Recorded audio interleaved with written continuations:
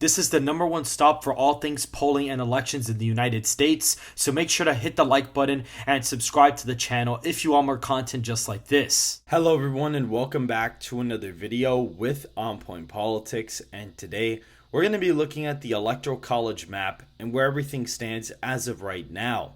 And so looking at these safe Republican states, we have the states of Idaho, Utah, Wyoming, Montana, as well as both Dakotas, including all of Nebraska, except the 2nd Congressional District, as well as the state of Kansas, Oklahoma, Arkansas, Louisiana, Mississippi, Alabama, Tennessee, Kentucky, Indiana, West Virginia, Missouri, and in South Carolina.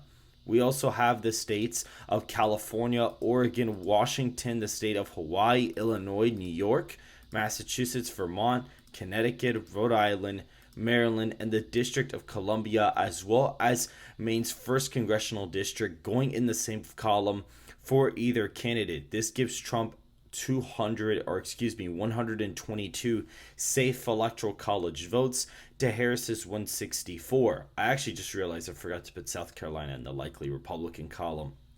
Texas and Florida, as well as Iowa and Ohio, those are in the likely column for the former president, including Alaska and Maine 2nd.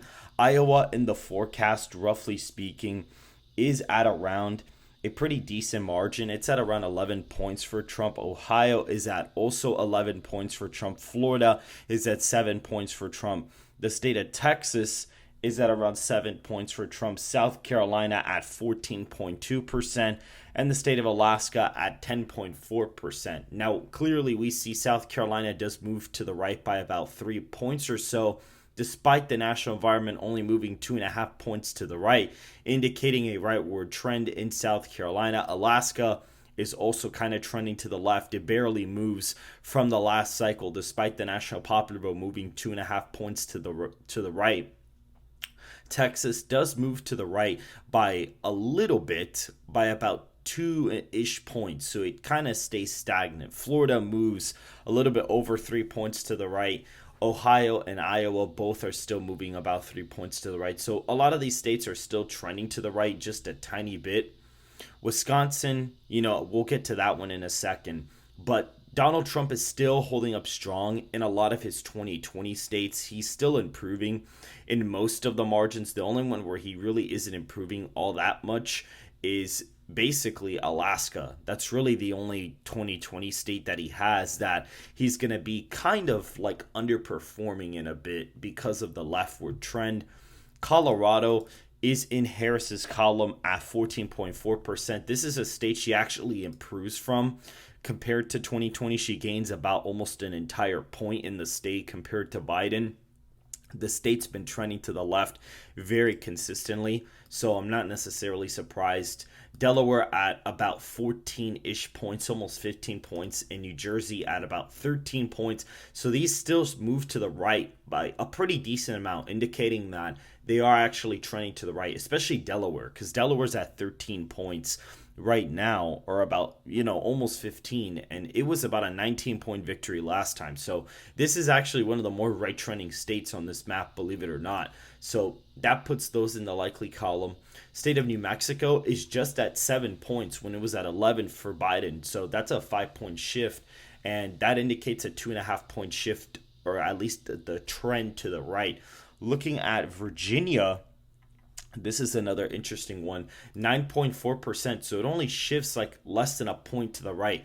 So clearly you see the leftward trend on full display in Virginia, as well as New Hampshire and Maine at large. These states do move to the right. New Hampshire less than a point. Same thing for Maine at large. Well, actually, Maine at large moves like almost the nationwide popular vote. So it kind of doesn't really trend to the left as much, but New Hampshire definitely does trend to the left for sure. And the state of Minnesota is also in the likely Democrat column at 5.6%. So it does move to the right from the last cycle. The last cycle voted for Biden by 7.1%. So it does actually move. Before you continue the video, I have an important announcement for you all. Ready Go Politics and I are sponsoring SoCal Strategies, a new pollster that is trying to provide the most honest and transparent polling methodology and analysis that anyone, even from the mainstream media, will give you.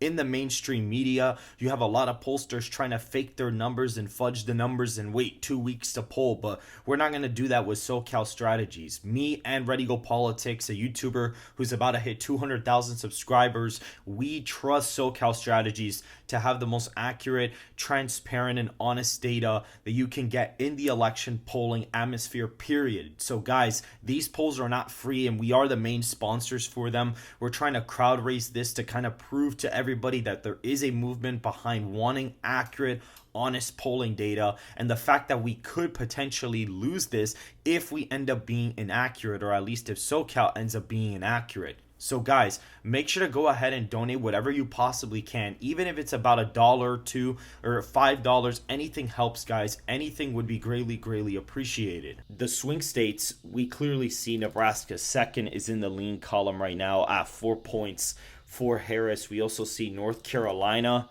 coming in at a pretty decent amount too, at around 2.1%. So it does trend to the left because it moves to the right by less than what the national environment moves by. So it does trend about 2 points to the left. We also have the state of Wisconsin at just above a point, 1.1%. And we have Pennsylvania at 1.7%. For Donald Trump, he's holding up still fine in these states right now. And in Arizona, this is actually his best swing state, believe it or not, at 1.8 percentage points. And Nevada is at 1.6. So some of these are narrowing up a bit. Donald Trump winning in Nevada would be pretty big because that state is trending to the right by a pretty decent amount. So, and Arizona with the whole border crisis is probably why the margin is inflated there. Now, Michigan is really competitive. It is in the tilt Democrat column right now at 0.7% for Harris. So she did gain because Harris gained in the favorability metrics. That's a big part of the election model that I use. I track using the favorability ratings of both candidates, looking at their favorability ratings by state on civics, and using the RCP aggregate. And since she is going up in favorability, that's kind of moving the map towards her. Now, the problem that I have with this is that a lot of this actually seems to be some sort of response bias. If you actually see, looking at her approval rating data, also what ends up happening too is pollsters kind of hold back their data quite a bit. But even, for example, like Fox News, like how do you go from being minus 10 spread to a minus 3 spread, being at 48% in just like a couple weeks? Like gaining 14 points in net favorability doesn't happen overnight for anybody. This has never happened for anybody. You're telling me she's as popular as she was back in pretty much, August 14th, 2021? Like that doesn't make any sense. Biden's favorabilities are now in the low 40s. So I can't really see Harris going from 38% all the way to 45% in the span of pretty much a month. That does not happen in politics like that. Nobody has had a net gain. The only person who had a net gain like that was George W. Bush after 9/11. But that made sense, because that was a historical event. And on top of that, you also have the fact, too, that he was already in the high 60s. So it's not like he went from 50% to 90 in a day. He was already in the high 60s. So him going up 25 points from an event like that was not, super shocking. But Harris going up like this, I think her approval ratings are definitely inflated. But again, when it comes to this kind of stuff, we have to go based off of the data that we have, the consensus data, and this is what we have. Clearly, if things unfold during the debate, and her approval rating goes down, it'll reflect in the model, and then we'll see what happens there. But my model is a real-time model. This is like, if the election were to happen today, this is what the model would predict to happen. And so now, the last state on here, the state of Georgia, does go in the tilt Republican column. It is very competitive, and right now is a 0.8 percentage point victory for Trump. And I think that's actually what the aggregate has. And what's pretty interesting, guys, is I don't even use state polling to predict the elections. I don't use state polls at all. I use the approval rating differences and the trends and the swings from the previous elections, and then estimating what I think each state's going to trend by. So that's what I look at when it comes to predicting presidential elections. I think the next state that's going to fall into the tilt Republican column is Wisconsin if the trends continue, as well as Nevada. So you're going to have like a weird map, because if Nevada and Wisconsin flip and Georgia, that's going to be the victory Harris supposedly has. And the last state that would flip from Trump is Pennsylvania. Now, that's what the model shows. I don't necessarily think that's accurate. I think if there was any state that Trump were to really hold on to, if he lost all the swing states, it's probably Georgia. But based on the model that I have, that's basically what it's showing as of right now. So make sure to hit the like button and to subscribe if you want more content just like this. And I will see you guys in the next video.